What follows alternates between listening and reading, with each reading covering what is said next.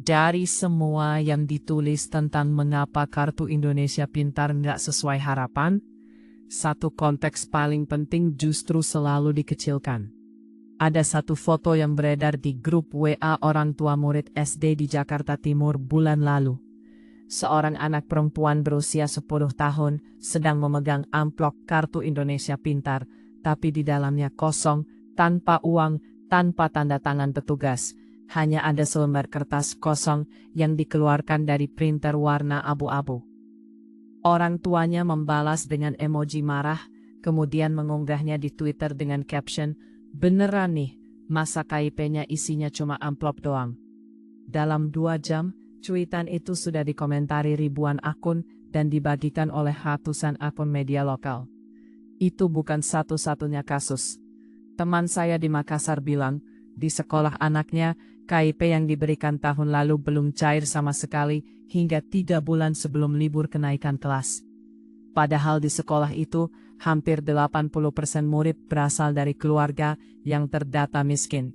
Gak peduli seberapa besar niat pemerintah di belakang program ini, fakta di lapangan seringkali terasa nyeleneh, kayak adegan di film komedi. Amplop kosong, uang tak kunjung datang, sementara siswa terus menunggu setengah mati. Ini sebenarnya momentum besar sekali loh.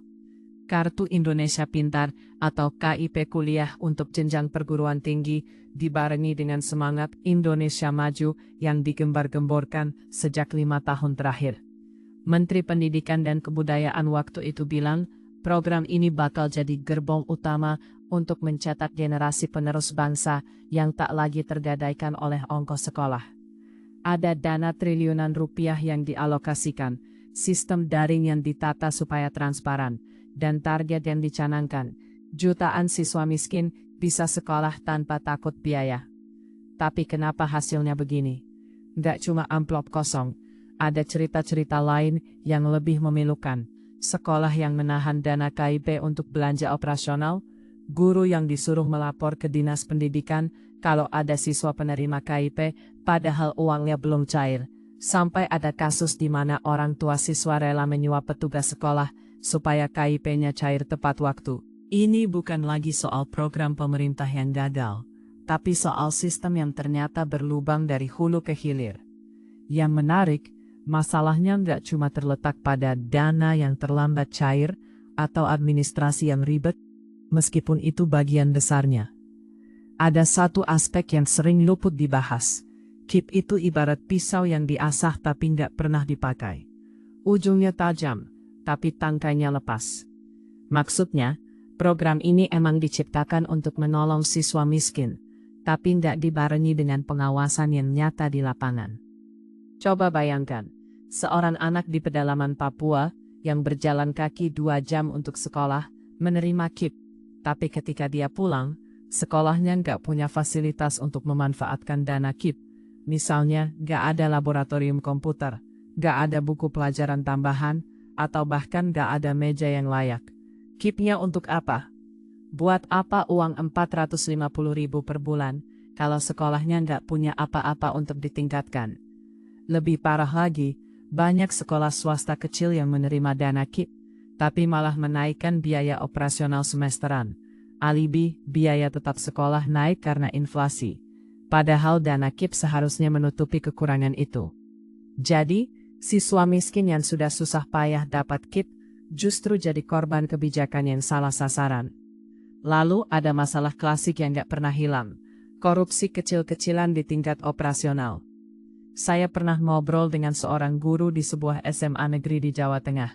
Beliau bilang begini, dana KIP itu di sekolah-sekolah kecil, kadang-kadang diambil 20-30% untuk menutupi kekurangan anggaran sekolah. Gak semua kepala sekolah begitu, tapi yang begini-begini aja, yang sering ketahuan. Dia cerita kalau dana KIP kadang dipotong untuk beli ATK, bayar konsumsi rapat, atau ngehe tapi nyata, untuk membayar honor guru honorer yang gajinya sering telat. Pada akhirnya, siswa malah gak kebagian uang sepeser pun.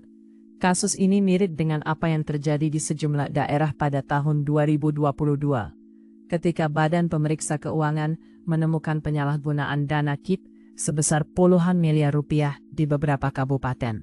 Gak heran kalau banyak orang tua yang akhirnya skeptis. Mau buat apa KIP kalau akhirnya malah jadi sapi perah untuk sekolah? Ada juga masalah psikologis yang kadang gak dianggap penting, stigma terhadap penerima KIP. Saya pernah ketemu seorang siswa SMA di Yogyakarta yang malu menerima KIP, karena kalau dipasang di meja, teman-temannya sering nyeletuk, lo keterima KIP ya? Berarti lo keluarga miskin banget? Dan dia bilang alih-alih merasa terbantu, dia malah merasa dikucilkan. Ada sekolah yang malah memajang daftar penerima KIP di mading, lengkap dengan foto dan nama, seolah-olah itu sebuah penghargaan yang memalukan. Dampaknya, banyak siswa yang akhirnya menolak untuk menerima KIP, takut diketawain teman-temannya. Jadi, apa gunanya program yang bagus kalau malah menciptakan dampak sosial yang buruk? Itu seperti menyiram tanaman, tapi menyiraminya dengan air asin. Tapi, masalah terbesar sebenarnya terletak pada perencanaan yang terlalu ambisius tanpa disertai evaluasi yang konsisten. KIP diluncurkan dengan target jutaan siswa, tapi mekanisme pelaporan dan pengawasan gak dibangun secara paralel. Saya lihat data terakhir, meskipun ini data kasar gak resmi. Di tahun 2023, hanya sekitar 60% dana KIP yang berhasil disalurkan tepat waktu ke siswa. Sisanya, macet di Dinas Pendidikan Kabupaten Kota, menunggu proses verifikasi yang berbulan-bulan. Kenapa bisa macet? Karena banyak dinas pendidikan yang gak siap dengan sistem digital. Mereka masih pakai cara manual, seperti mencetak formulir, menandatangani satu persatu, lalu mengirimkannya ke pusat. Padahal sistem daring sudah ada, cuma gak pernah dimanfaatkan sepenuhnya. Ini seperti membangun jalan tol, tapi gak memasang rambu-rambu di sana-sini, yang terjadi ya macet terus. Sekarang, di mana solusinya? Paling gak ada 3 hal yang bisa langsung dilakukan, tanpa menunggu janji-janji pemerintah yang kadang gak pernah ditepati.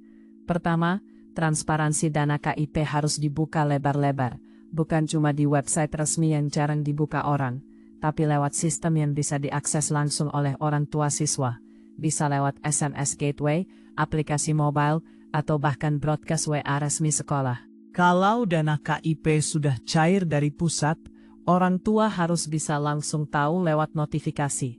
Dana KIP anak Anda, sejumlah Rp450.000, sudah masuk rekening sekolah pada tanggal sekian. Tanpa itu, kalau ada data atau sudut yang kami lewat,